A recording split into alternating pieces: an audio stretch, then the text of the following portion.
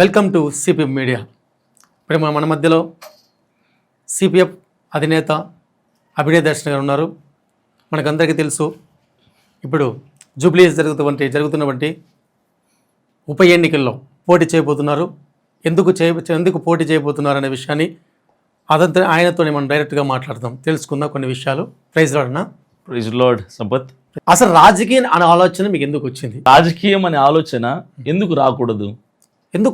క్రైస్తవుడిగా, ఒక సేవకుడిగా చాలా రకాలుగా మీరు క్రైస్తవుడిగా మీరు ముందుకెళ్తూ, రాజకీయం అంటేనే అది ఒక బురద అనేది ఒక సందేహం చాలా మందికి, మన క్రైస్తవులు ఉంది వెళ్ళకూడదనే ఆ భావన చాలా మంది క్రైస్తవులు ఉంది.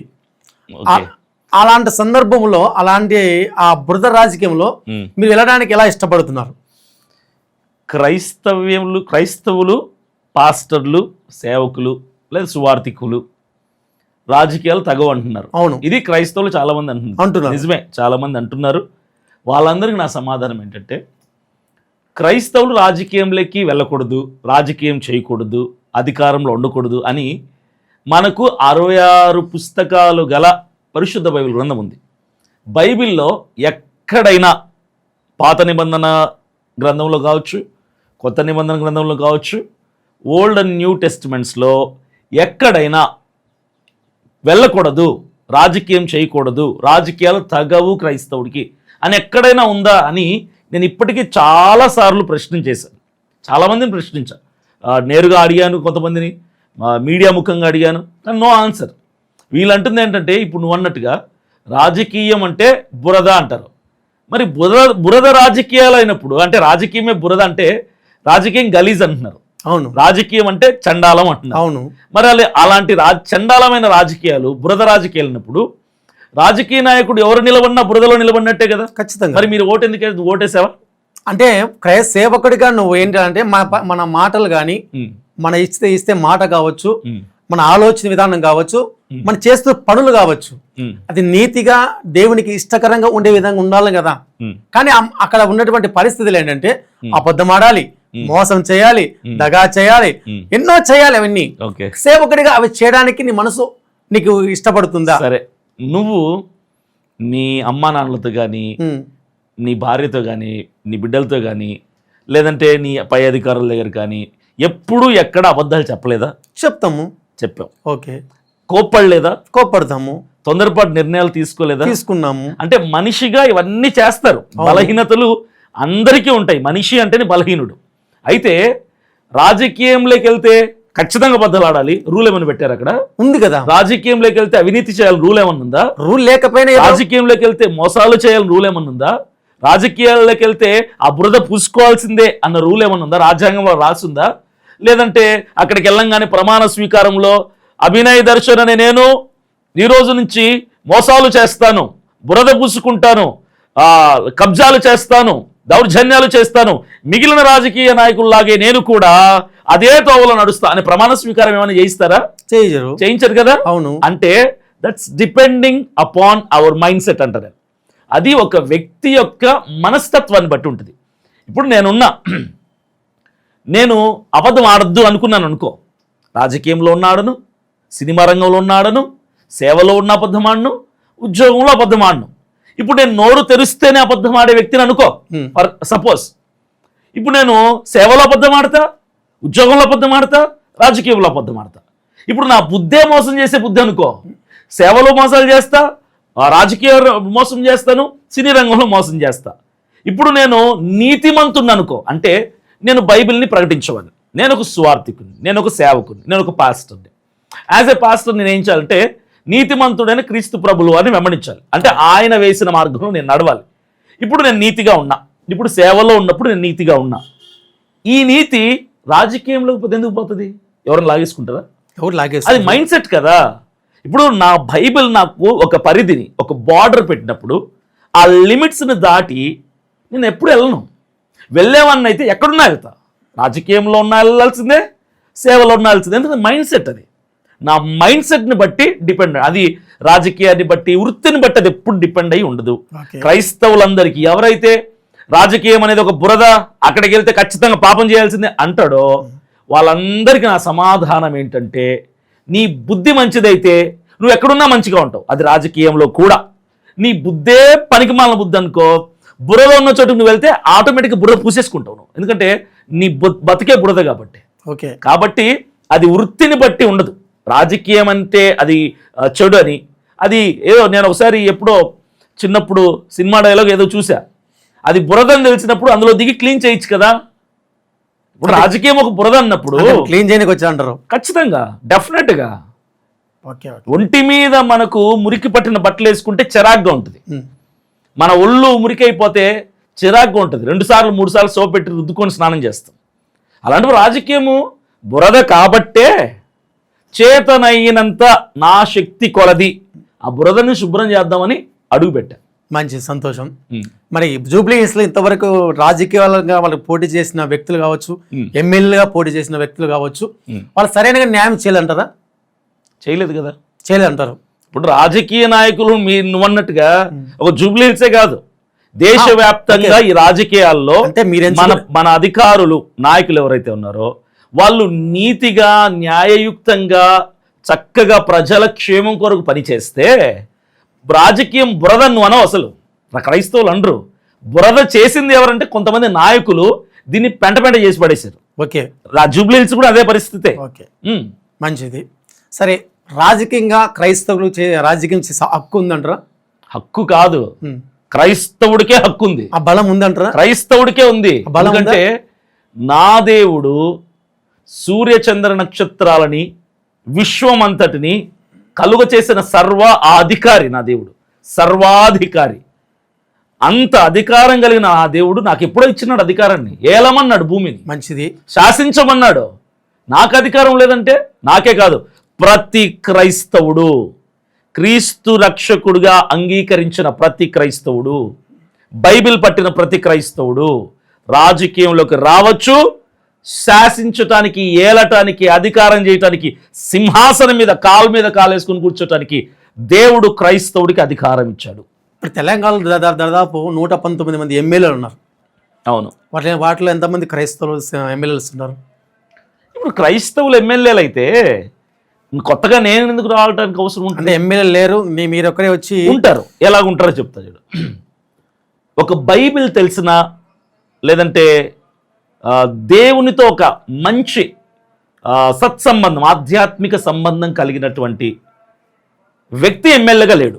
ఓకే, క్రైస్తవుడు ఎమ్మెల్యేలుగా ఉన్నారు. అంటే ఒక సెక్యులరిజం అంటారు కదా, అన్ని సమానమే, అందరు దేవుళ్ళు ఒకటేలే, ఎక్కడికి పోయినా సమానమే అనేటువంటి తత్వం ఉంటుంది తప్ప, ఇప్పుడు నాలాగా ఇంకొంతమందిలాగా నాకు యేసు ప్రభే దేవుడు, నాకు బైబిలే నన్ను నడిపించే నా మార్గదర్శకం, నేను యేసు ప్రభు చెప్పిన మార్గంలో నడుస్తా అన్నటువంటి విధానాలు కలిగిన నాయకుడు లేడు, ఎమ్మెల్యే లేరు. ఇప్పుడు లేరు. ఓకే, ఇప్పుడు జూబ్లీ హిల్స్ ఎందుకు ఎంచుకున్నారు? ఇప్పుడు జూబ్లీ హిల్స్ ని ఎందుకు ఎంచుకున్నానంటే దాదాపు ధనవంతులు, ఇది చెప్తాను, ధనవంతులు వాళ్ళ ధనాన్ని నాకు ఇస్తారా, వాళ్ళ ఆస్తులు నా వాటితో పోటీ మరి సరిది తూగగలరని. ఒకటి, జూబ్లీ హిల్స్ నేను ఎన్నుకోవటానికి గల కారణం ఏంటంటే, ఫస్ట్ ఆఫ్ ఆల్ నేను జూబ్లీ హిల్స్ నేను ఎన్నుకోవాలా, అవకాశం అక్కడుంది, ఇంకెక్కడ లేదు. ఎందుకంటే అక్కడ ఉన్నటువంటి మాగంటి గోపీనాథ్ గారు ఆయన ఎక్స్పైర్ అయిన తర్వాత బై ఎలక్షన్స్ వచ్చాయి. ఇప్పుడు ఈ ఉప ఎన్నికలు అన్న అవకాశం ఉంది. ఇక్కడ నుంచి మనం ఆరంభిద్దాం, ఇక్కడే తొలి అడుగేద్దాం. ఎప్పటి నుంచి మీరు పోటీ చేయాలని ఆలోచన ఎప్పటి నుంచో ఉంది, సొంత పార్టీ పెట్టాలన్న ఆలోచనే ఉంది. సో పోటీ చేయాలన్న ఆలోచనలో ఉన్నాం కాబట్టి ఇప్పుడు అవకాశం వచ్చింది కాబట్టి సద్వినియోగం చేసుకుంటున్నా. రెండవది, జూబ్లీ హిల్స్ లోనే ఎందుకు పోటీ చేయాలనుకుంటున్నానంటే, టిఆర్ఎస్ పుట్టింది ఎక్కడ, బీఆర్ఎస్ పుట్టింది ఎక్కడ, జూబ్లీ హిల్స్ లోనే. జూబ్లీ హిల్స్ లోనే పుట్టింది. టీడీపీ పుట్టింది ఎక్కడ, జూబ్లీ హిల్స్ లోనే. వైసీపీ పుట్టింది ఎక్కడ, జూబ్లీ హిల్స్ లోనే. ఈ పెద్ద పెద్ద లోకల్ పార్టీస్ అన్ని పుట్టింది అక్కడే. అక్కడ పుట్టిన వాళ్ళు పెద్దోళ్ళు అయినారు.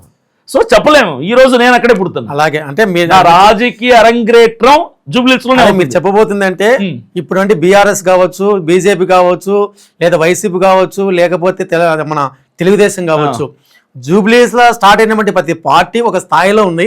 రేపొద్దున ఆ పార్టీ కూడా ఆ స్థాయికి వెళ్ళిపోతుందని ఒక నమ్మకంతో మీరు ఇప్పుడు జూబ్లీస్ ఎందుకున్నారా, లేకపోతే అవకాశం వచ్చిందని? పరుగు పందెంలో నిలబడేవాడు గెలవాలనే పరిగెడతాడు. ఓకే, 10వ తరగతి పరీక్షలు రాసేటోడు ఫస్ట్ ర్యాంక్ కొట్టాలని రాస్తాడు. కానీ వాళ్ళందరికీ తెలిసిన విషయం ఏంటంటే, చెప్తున్నా, ఒకడే గెలుస్తాడు. ఇప్పుడు నేను కూడా రేస్లో నిలబడ్డా. నేను కూడా వాళ్ళంత వాడిని అవ్వాలా, వాళ్ళకంటే గొప్పవాడిని అవ్వాలన్న ఆలోచన నాకుంది. ఆ కసి, ఆ అంబిషన్ లేకపోతే నేను అసలు ముందుకు వెళ్ళలేను కదా. ఖచ్చితంగా నువ్వు అన్నట్టుగా వైసీపీ, టీడీపీ, బీఆర్ఎస్ అక్కడే ప్రారంభించబడి ఈరోజు ఒక స్థాయిలో ఉన్నాయి. కాకపోతే సరైన పరిపాలన చేయటం లేదు కాబట్టి నేను అక్కడే మొదలు పెడుతున్నా. మరి దేవుడిచ్చిన అవకాశం అనుకుంటా, శుభసూచకం అనుకుంటున్నారు. శుభసూచకం కావచ్చు, దేవుడిచ్చిన అవకాశం కావచ్చు. పార్టీలన్నీ అక్కడి నుంచే ప్రారంభించింది కాబట్టి ఒక మంచి స్థాయిలో ఉన్నాయి ఈరోజు. లీడింగ్ పార్టీగా ఉన్న పరిస్థితులు ఉన్నాయి. అవును. సో నీ పార్టీ కూడా ఆ స్థాయికి వెళ్ళిపోతుందని చెప్పి, అంతకంటే గొప్ప స్థాయికి వెళ్ళిపోవచ్చు నా దేవుడు అనుమతిస్తే. ఓకే ఓకే, నా దేవుడు కృప చూపితే అంతకంటే గొప్ప స్థాయికి వెళ్తుంది. మంచిది. మీరు క్రిస్టియన్ గా మీరు ఒకవేళ జూబ్లీస్ గెలిస్తే మీరు క్రిస్టియన్స్ గా సపోర్ట్ చేస్తారా, లేకపోతే ఏమన్నా ముస్లిమ్స్ ఉన్నారు, అదర్ క్యాస్ట్ వాళ్ళు చాలా మంది ఉన్నారు కదా, వాళ్ళు కూడా సపోర్ట్ చేస్తారా? ఇప్పుడు చాలా మందికి ఉన్నటువంటి డౌట్ ఏంటంటే అసలు క్రిస్టియన్ అంటే ఎవరు చాలా మంది తెలియదు. Who is Christian, what is Christianity? చాలా మంది ఈ క్రైస్తవ్యాన్ని ఒక మతంగా మార్చేసినారు. క్రిస్టియన్స్ మన యేసుక్రీస్తు నమ్మిన వాళ్ళే క్రిస్టియన్స్ గా మనం భావిస్తున్నారు చాలా మంది. చాలా మంది తెలుసు కదా, క్రైస్తవులు అంటే అదొక మతం, క్రైస్తవ్యం అంటే అదొక మతం అంటారు. నేనేమంటే క్రిస్టియన్స్కి మాత్రమే సపోర్ట్ చేస్తున్నారంటే ఖచ్చితంగా నేనైతే క్రైస్తవుల పక్షముగా నిలబడటానికే ఈ రాజకీయ రంగ ప్రవేశం చేస్తున్నా. ఓకే, ఎందుకు మీకు ఆ పక్షపాతం దేనికి అంటే ఒకటే చెప్పగలను, మిగిలిన వాళ్ళందరికీ నాయకులు సరిగ్గా న్యాయం చేస్తున్నారు. ఒక క్రైస్తవుని మాత్రమే దేశంలో పరాయివాడిగా చూస్తున్నారు. క్రైస్తవుడు అణిచివేయబడుతూనే ఉన్నాడు, దినదినం అణిచివేయబడుతున్నాడు. అణిచివేయబడుతున్న క్రైస్తవుడికి మాట్లాడటానికి నోరు లేకుండా పోతుంది. అంటే యేసు ప్రభు ఒక చెంప మీద కొడితే ఇంకో చెంప చూపించమన్నాడు అన్న సిద్ధాంతంతో కొంతమంది పాస్టర్లు క్రైస్తవుల్ని చవటలను చేసేసి చేతగాని వాళ్ళ చేసి పెట్టేశారు. ఇప్పుడు అది కరెక్ట్ కాదు. యేసు ప్రభువుల వారు కూడా కొన్ని చోట్ల ప్రశ్నించాడు. ఆయన శిలువ శిక్షకు అప్పచెప్పబడినప్పుడు ఒక సైనికుడు వచ్చి చెంప మీద కొడితే, నన్ను ఎందుకు కొట్టావో, నాలో ఏదైనా తప్పుంటే నన్ను కొట్టు, నా తప్పు చూపించి కొట్టు అంటాడు. అంటే అన్యాయంగా చేయి వేసినప్పుడు యేసు ప్రభు కూడా ప్రశ్నించాడు. ఈరోజు క్రైస్తవుడు ప్రశ్నించడానికి నోరు లేవకుండా పాస్టర్లు చాలామంది మనం మౌనంగా ఉండాలని అణిచివేశారు. క్రైస్తవేతరులు కూడా పాస్టర్లని, సేవకుల్ని, క్రైస్తవులందరినీ అణిచివేశారు. అణిచివేయబడుతున్న క్రైస్తవులకి న్యాయం జరగాలంటే నాలాంటి యువకులు, నాలాంటి దేవునితో సంబంధం ఉన్న వాళ్ళు, నాలాంటి సేవ తెలిసిన వాళ్ళు రావాలి, రాజకీయంలో అడుగు పెట్టాలి. ఇప్పుడు క్రైస్తవుల కోసం మాత్రమే అంటే ఖచ్చితంగా క్రైస్తవుల కోసం మాత్రమే అంటే, అలాగని మిగిలిన వాళ్ళని శత్రువులుగా చూస్తానా అంటే కాదు, అందరు నా వాళ్ళే. All Indians are my brothers and sisters. భారతీయులందరూ నా సహోదరులే, అందరూ నాకు కావాలి. కానీ ప్రయారిటీ మాత్రం క్రిస్టియన్స్కి ఇస్తా. ఓకే, నా వాళ్ళ కోసం నేను ప్రయారిటీ ఇస్తా. ఇది మతం కాదు, ఇది ఒక మార్గం, ఇది ఒక ఆలోచన మాత్రమే. ఎలక్షన్ అంటే మద్యం, మార్బలం, ఇవన్నీ మన ఖర్చుతో కూడుకున్నటువంటి ఎలక్షన్స్ అంటే. అవును, మనకు తెలుసు. ఇంత ఆర్థిక స్తోమత నీకు ఉందా, లేదా ఏదైనా సపోర్ట్ ఉందా నీకు? నాకు సపోర్ట్ లేదు. రెండోది, నాకు ప్రాపర్టీస్ ఏవి లేవు. మా అమ్మా నాన్నలు నాకు కోట్లు సంపాదించి పెట్టలా. నా ఫ్రెండ్ సర్కిల్లో కోటీశ్వర్లు ఎవరు లేరు, ఉన్నా ఎవరు ఇవ్వరు. నా ప్రశ్న ఏంటంటే, ఇప్పుడు నువ్వు అడుగుతున్నావు డబ్బులు ఉన్నాయా, ఎందుకు డబ్బులు కావాలా? ఎందుకు డబ్బులు కావాలంటే మన రాజకీయం అంటేనే మనకి బయటికి వెళ్ళాలంటే ఒక 100 రూపాయలు డబ్బులు ఇస్తే ఇంకా రారు, బిర్యానీ పెట్టాలా, ప్యాకెట్లు ఇవ్వాలా, సారాయి ఇలా పరిస్థితులు ఉన్నాయి. ఇప్పుడు ఎలక్షన్ అంటేనే చాలా మంది ఏం చేస్తారంటే మంది బార్బన్ రావాల్సిందే ఎలక్షన్ అనగానే. వాళ్ళకు రావాలంటే కోరిక రారు.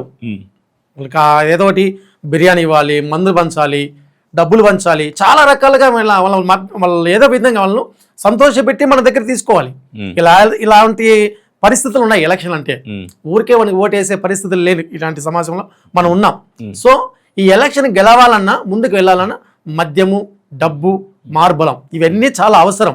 ఇవన్నీ నువ్వు తట్టుకోగలవా? ఫస్ట్ పాయింట్ ఏంటంటే, నా దగ్గర డబ్బులు లేవు. ఓకే. రెండవది, ఒకవేళ నాకు ఎవడైనా 1 కోటి రూపాయలు ఇచ్చినా, ఒక 5 కోట్లు ఇచ్చినా, బాబు అభినయ్ దర్శన్ మీరు మన సిపిఎఫ్ తరపున ఇండిపెండెంట్ అభ్యర్థిగా పోటీ చేస్తున్నారు కదా ఉప ఎన్నికల్లో జూబ్లీహిల్స్లో, చాలా ఖర్చుతో కూడిన పని, ఇదిగో 2 కోట్లు పెట్టుకో అని ఇచ్చాడు అనుకో, ఆ 2 కోట్లు ఉన్నా కూడా నేను ఎవడికి రూపాయి ఇవ్వను, ఎవడికి బిర్యానీ ప్యాకెట్ ఇవ్వను, ఎవడికి క్వార్టర్ మందు కొని ఇవ్వను, ఏమి ఇవ్వను. నేను పెట్టుబడి పెట్టనయ్యా.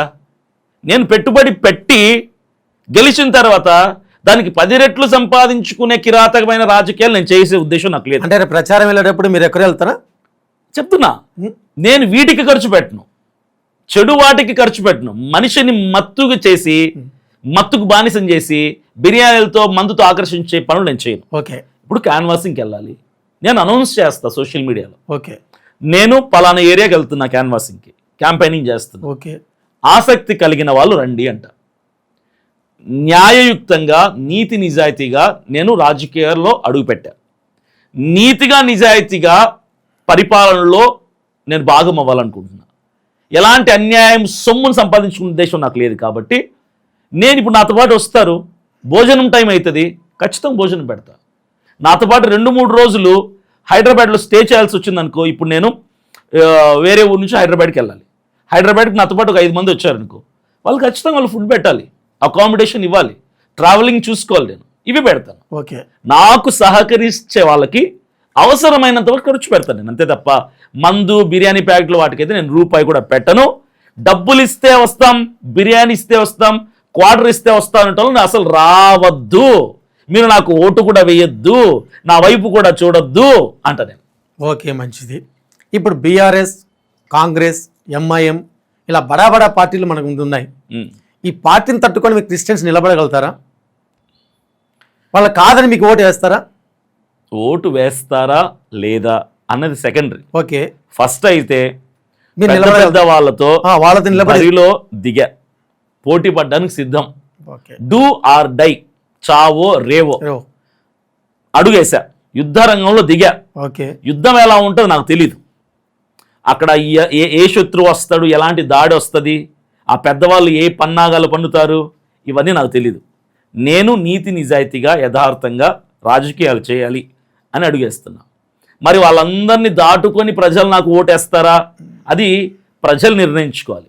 నా ఎజెండా ఏంటో నేను ప్రజల ముందర పెడతా, నేను ఏం చేస్తానో ప్రజలకు తెలియజేస్తా. ఆ మాట నేను తెలుసుకోవాలనుకుంటున్నప్పుడు ఖచ్చితంగా మీకు మేనిఫెస్టో ఉందా?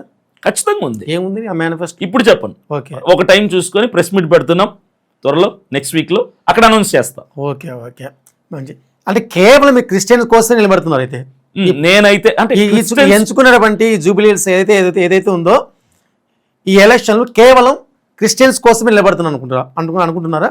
Christians priority, first priority Christians, అంతే. ఇంకా ఫస్ట్ ప్రయారిటీ నాకు క్రిస్టియన్స్. అభినయ్ దర్శన్ అంటే క్రిస్టియన్స్ తరపున పోరాటం చేస్తున్న నాయకుడు. ఓకే. ఇప్పుడు మందకృష్ణ మాదిగా ఉన్నాడు, ఓకే, ఆయన ఎవరికి కోసం పనిచేస్తున్నాడు? ఆయన వారి కోసం పనిచేస్తున్నారు, వాళ్ళకి మాదిగోళ్ళ కోసమే చేస్తున్నారు, అంతే కదా, ఓపెన్ కదా. ఎంఐఎం అసిదుద్దీన్ ఓవైసీ ఉన్నారు, ఆయన ఎవరి కోసం పనిచేస్తున్నాడు? ఆయన ముస్లిం కోసం పనిచేస్తున్నాడు. అభినయ్ దర్శన్ క్రైస్తవుల కోసం నిలబడ్డాడు. నాకు వేరే పార్షాలిటీ మళ్ళీ లేదు. ఓకే. నాకు హిందూస్ ముస్లిమ్స్ నా వాళ్ళు వేరే నేను అనుకోను. క్రైస్తవులు అన్యాయానికి గురి అవుతున్నారు, క్రైస్తవులకి సరైనటువంటి న్యాయం జరగటం లేదు, కాబట్టి నేను నిలబడుతున్నా. నా క్రైస్తవులకి నా అవసరత ఉంది, ఫస్ట్ ప్రయారిటీ క్రైస్తవులకే. ఈ ప్రయాణంలో ఇప్పుడు క్యాంపెయినింగ్ చేస్తున్నా, ఒక 2 వచ్చారు, వాళ్ళ హిందూస్ అనుకో, వాళ్ళ కష్టం చెప్పారు, ఖచ్చితంగా వింటా. వాళ్ళకి ఏదైనా నేను చేయగలిగితే ఖచ్చితంగా చేస్తా. ఈ మధ్యకాలంలో నేను నెలకు ఒక 5-6 మందికి, నిరుపేదలకి, అనారోగ్యంలో ఉన్న వాళ్ళకి ఒక 5,000 రూపాయల డబ్బులు, నిత్యావసర సరుకులు పంచుతున్నా. నేను ముస్లింకి ఇస్తున్నా, హిందూస్కి ఇస్తున్నా, క్రిస్టియన్స్కి ఇస్తున్నా. వాళ్ళు ఎవరని అసలు కనుక్కొని వెళ్ళే వరకు, వెళ్ళి ఇచ్చే వరకు నాకు తెలీదు. వాళ్ళ మాటల్లో తెలుస్తుంది వాళ్ళు హిందూసా ముస్లిమ్సా క్రిస్టియన్స్ అని. అంటే నేను మంచి చేయాలనుకున్నప్పుడు మతాన్ని కులాన్ని చూడను, నేను మేలు చేయాలనుకున్నప్పుడు మతాన్ని కులాన్ని చూడను. కానీ అల్టిమేట్గా నాకు ఫస్ట్ ప్రయారిటీ క్రిస్టియన్సే. ఓకే, అది మంచిది. సరే, ఏదేమైనా మీరు పోటీ నిలబడుతున్నారు, క్రైస్తవుల కోసమే నేను నిలబడాలనుకుంటున్నారు. క్రైస్తవుల కోసమే నిలబడాలనుకునే చాలా మంది పాపం ఉన్నారు, కానీ వాళ్ళు కనుమరుగైపోయారు. ప్రాముఖ్యంగా కేఏ పాల్ గారు చూస్తున్నాం మనం. కేఏ పాల్ గారి పరిస్థితి ఈరోజు ఓట్ల శాతం సరిగా ఆయనకు పరిస్థితి ఎలా ఉందంటే ఓట్లు పల్లిన పరిస్థితి. ఆయన చివరికి ఆయన ఎలా చేశారంటే ఒక జోకర్గా నిలబెట్టారు, ఒక జోకర్గా. అలాగే మీరు నిలబడాలనుకుంటున్నారా? సమస్య లేదు, ఎందుకంటే ఎందుకంటే అంత పెద్ద స్థాయిలో ఉన్నటువంటి కేపాల్ అంటే మనకు అందరికీ తెలుసు, ప్రపంచమంతా పేరుగాంచినటువంటి వ్యక్తి. అవును. ఆ వ్యక్తి ఈరోజు క్రైస్తవుల కోసం నిలబడితే క్రైస్తవులు తిరస్కరించారని నమ్ముతామా? అంటే నమ్మొచ్చు అంటారా? నేను దీనికి ఒక ఎక్స్ప్లెనేషన్ ఇస్తాను. ఇప్పుడు కేపాల్ గారిని జోకర్ చేశారన్నారు కదా, ఇప్పుడు అభినయ్ దర్శన్ జోకర్ అవ్వడు. అంటే కేపాల్ గారు జోకర్ అంటే కాదు. ఇప్పుడు నేనున్న జూబ్లీ హిల్స్ ఎలక్షన్స్లో నిలబడ్డా, నా వయసు చిన్నది, ఓకే, నాకు బ్యాక్గ్రౌండ్ లేదు, నేను ఆస్తిపరుణ్ణి కాదు, కోట్లు కార్లు నా దగ్గర లేవు, నేను నిలబడుతున్నా. నేను వీధుల్లోకి వెళ్ళి తలుపు తట్టి, అమ్మ మీ సమస్యలు ఏంటి, నేను ఇలా పోటీ చేస్తాను ఎమ్మెల్యేగా అని నేను మాట్లాడచ్చు. నమస్కారం చేస్తారు. ఇంకొక ఇంటికి వెళ్తాను, నమస్కారం చేస్తారు. నేను తెలియకపోయినా నన్ను నేను పరిచయం చేసుకున్నప్పుడు సో ఇక్కడ ఎమ్మెల్యేగా పోటీ చేస్తానని ఖచ్చితంగా నాకు గౌరవం ఇస్తారు. అలా కాకుండా ఒక వీధిలో నిలబడి నా చుట్టూ ఒక నలుగురు ఉంటారు, ఆ నలుగురిని పెట్టుకొని ఆ వీధిలో నేను నిలబడి డ్యాన్స్ వేసినాను అనుకో, జోకర్ అవుతావు. ప్రజలు నన్ను జోకర్ చేశారా, నన్ను నేను నువ్వే జోకర్ చేసుకున్నట్టుంటావు. కేపాల్ గారంటే నాకు చాలా ప్రత్యేకమైన అభిమానం. కానీ ఉన్నట్టు మాట్లాడుకోవాలంటే గత ఎన్నికల్లో ఆయన చాలా వ్యంగ్యంగా చేశారు కొన్ని. మరి పాపం ఆయన తెలియక చేశారా తెలిసి చేశారు మనకు తెలియదు.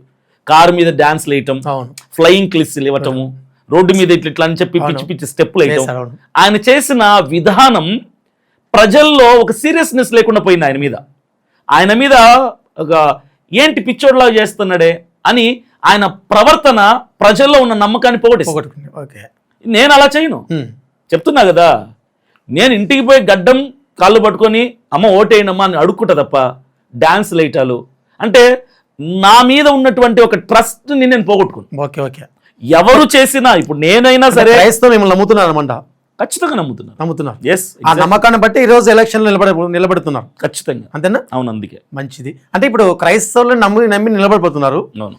మీరు సపోర్ట్ చేస్తారా ఖచ్చితంగా క్రైస్తవులు? నేను ఈ నిర్ణయం తీసుకునే ముందు ఉప ఎన్నికల్లో నేను నిలబడాలి, పోటీ చేయాలి అని అజయ్ బాబు నాకు ఫోన్ చేసి చెప్పినప్పుడు, మేమిద్దరం డిస్కస్ చేసినప్పుడు పోల్ పెట్టాం, యూట్యూబ్లో పోల్ పెట్టాం. పోల్ పెట్టిన తర్వాత ఎక్కువ శాతం వద్దు అంటే డ్రాప్ అయిపోదాం, ఎక్కువ శాతం పోటీ చేయండి అంటే పోటీ చేద్దాం. క్రైస్తవుల నుంచి స్పందన మీరు ఫస్ట్ పోల్ పెట్టాం మేము యూట్యూబ్లో, వాట్సాప్ గ్రూప్స్ 150 వాట్సాప్ గ్రూపుల్లో, యూట్యూబ్లో, అజయ్ బాబు ఛానల్లో, నా ఛానల్లో పోల్ పెట్టినప్పుడు 75% పోటీ చేయండి అని వచ్చింది. వాట్సాప్ నా గ్రూప్స్ అన్నిట్లో 95% పోటీ చేయండి అని వచ్చింది. సో నా క్రైస్తవుల సహకారం నాకుంది అన్న ట్రస్ట్ నాకు బిల్డ్ అయిన తర్వాతనే నేను ఈ స్టెప్ నిర్ణయం తీసుకున్నాను. ఓకే. మిమ్మల్ని చాలా కాలం చూస్తున్నాం. సినిమా హీరోగా చేశారు, అవును, సేవ చేశారు, సేవకుడిగా, ఒక పాస్టర్గా చాలా చేశారు. ఇప్పుడు కొత్తగా ఒక రాజకీయ ఎంట్రీ ఇస్తున్నారు. మీకు ఎలా అనిపిస్తుంది ఇది? నాకు కూడా మరి ఇది ఆశ్చర్యంగానే అనిపిస్తుంది. అంటే 3 పెద్దవే. ఇప్పుడు సినీ రంగం అనేది ఆషామాషి విషయం కాదు, ఎవరు వెళ్ళలేరు. ఇప్పుడు సినీ రంగాన్ని అంటే పూర్తిగా వదిలేశారు, ఎందుకంటే మీకు ఆ దేవుని వైపు తిరిగారు, పూర్తిగా మీ సేవ పరిచయంలో ఉన్నారు. మంచిది. అంటే ఇప్పుడు మళ్ళీ సినిమాలకు వెళ్ళిన తర్వాత, రాజకీయంగా వెళ్ళిన తర్వాత ఏమన్నా పరిచయం ఏమన్నా మానేస్తారా? అభినయ్ దర్శన్ చచ్చిపోయే నాటికి సేవకుడు, అంటే సినిమాలు వదిలేసినట్టు ఈ సేవకుడు మానేస్తారు రాజకీయాలు అయిన తర్వాత. అభినయ్ దర్శన్ ఒక వ్యక్తి చనిపోయే నాటికి, ఆ చివరి క్షణానికి ఒక దేవుని సేవకుడుగానే చచ్చిపోతాడు తప్ప ఆ సినిమా హీరోగానో రాజకీయ నాయకుడుగానో చచ్చిపోడు. నా దృష్టిలో నా దేవుడి తర్వాతనే కుటుంబమైన, రాజకీయమైన, ఏదైనా కూడా. నేను సేవని విడిచిపెట్టుకోవటం అన్ను జరిగితే నా ప్రాణం విడిచిపెట్టిన తర్వాతే. నేను రాజకీయాల్లో ఇప్పుడు పోటీ చేస్తున్నా, రాజకీయంగా నేను గెలిచినా, వచ్చే ఎన్నికల్లో పోటీ చేసినా, సొంతంగా పార్టీ పెట్టినా, నా దేవుడు, నా స్వార్థ సేవ తర్వాతనే రాజకీయము. క్లియర్? ఓకే. అంటే సేవ క్రైస్తవులకు జరుగుతున్న అన్యాయాన్ని బట్టే ఈరోజు తీసుకునే. అవును, ఖచ్చితంగా. ప్రవీణ్ పగడాల గారి మృతి తర్వాత నాలో వచ్చినటువంటి డ్రాస్టిక్ చేంజ్. దానికి ముందు నేను ప్రశాంతంగా నా సేవ, సువార్త సభలు, అంటే న్యాయం జరగలేదనే ఉద్దేశంతోనే. మరి ప్రవీణ్ పగడాల గారి మరణంలో న్యాయం జరిగిందా? లేదు కదా, జరగలేదు కదా. అరిచాం, గోల చేశాం, చేసి అలసిపోయి మౌనం అయిపోయాం. ఓకే. ప్రభుత్వము ఎక్కడ మనకు న్యాయం చేసినట్టుగా లేదు. ఎవరు ప్రోత్సాహం వల్ల మీరు తీసుకున్న నిర్ణయం? ఎవరి సపోర్ట్ వల్ల? అంటే కొంతమంది ఏమనుకుంటున్నారంటే జగన్మోహన్ రెడ్డి ఉన్నారేమో నా వెనకాల ఉంటున్నారు. జగన్మోహన్ రెడ్డి గారు నా వెనక ఎందుకుంటారు అంటే నాది కడప ఆయనది కడప కాబట్టి జగన్మోహన్ రెడ్డి గారు వెనకుండి అభినయ దర్శన్కి సపోర్ట్ చేస్తున్నారేమో అనుకుంటున్నారు. ఇండైరెక్ట్ గా ఓట్లు చీల్చడం వల్ల ఏదో మరి అనుకుంటున్నారు నా వెనక అని. మీరు ఇప్పుడు పోటీ చేస్తే తెలంగాణ కదా, ఎక్కడైనా కానీ అడుగుతున్నారు. కడప కదా, ఆయనది కూడా కడప కదా, కాబట్టి జగన్మోహన్ రెడ్డి గారు మీ వెనక ఏమైనా ఉన్నారా, సపోర్ట్ చేస్తున్నారంటే నా వెనక జగన్మోహన్ రెడ్డి గారు లేరు, చంద్రబాబు నాయుడు గారు లేరు, రేవంత్ రెడ్డి గారు లేరు, కేసీఆర్ గారు లేరు. నా వెనక దేవుడు తప్ప ఎవ్వరు లేరు. నా సిపిఎఫ్ మెంబర్స్ ఉన్నారు నాతో, అజయ్ బాబు ఉన్నాడు నాతో, నా క్రైస్తవ సమాజం నాతో ఉంది. ఇదే నా బలం, ఇదే నా ధైర్యం, ఇదే నా బ్యాక్గ్రౌండ్. ఓకే. మీరు సొంత పార్టీ పెట్టాలన్న ఆలోచన ఉంది? అవును. ఈ సొంత పార్టీ ద్వారానే పోటీ చేయాలనుకుంటున్నారా? ఇప్పుడైతే పార్టీ అయితే పెట్టలేదు, ఇండిపెండెంట్ అభ్యర్థిగా పోటీ చేస్తున్నా. ఓకే. చెప్పలేం, రానున్న రోజుల్లో పార్టీ పెట్టాల్సినటువంటి అవసరత ఉంటే మాత్రం, రిక్వైర్మెంట్ ఉంటే మాత్రం తప్పకుండా పార్టీ అనేది పెడతాం, డెఫినెట్, అందులో డౌట్ లేదు. చాలా థ్యాంక్స్ అన్న, ఇంతవరకు చాలా విలువైన విషయాలు తెలియపరిచారు. క్రైస్తవులకు ఉన్న సందేహాలు మీరు ఈ ప్రోగ్రాం ద్వారా వివరించి వాళ్ళకు ఉన్నటువంటి ఏదైతే సందేహాలు ఉందో ఆ సందేహాలు మీ జవాబుల ద్వారా వాళ్ళకు చక్కటి జవాబులు ఇచ్చారు. చాలా థ్యాంక్ యూ.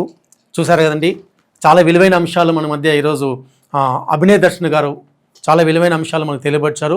రాజకీయం గురించి, ఆయన అనుభవాల గురించి చక్కటి వివరించారు. చూస్తున్నలాగే నెక్స్ట్ ప్రోగ్రామ్ ఇలా కలుసుకుందాం. God bless you.